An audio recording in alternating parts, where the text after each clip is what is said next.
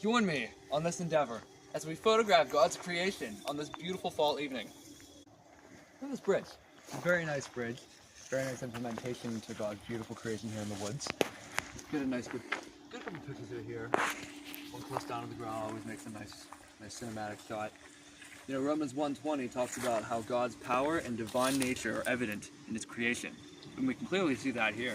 The beautiful trees and the beauty that fall does to an environment such as this. Here we find ourselves on another bridge.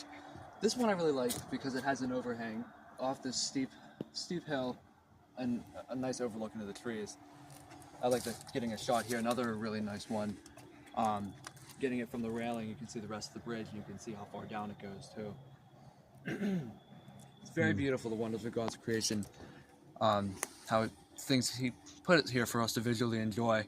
I think the man-made nature that man made the bridge, but it's also like a part of God's creation made with the stuff that God had created. Bodies of water, such as this stream here, I've always one of my favorite wonders of God's creation. I've always thought the reflectivity of the water provided a really nice visual display of just God's creation in general. I think it's really pretty. You know, Jesus says He is the living water, and that if we trust in Him and accept Him as our living water, that we'll have eternal life.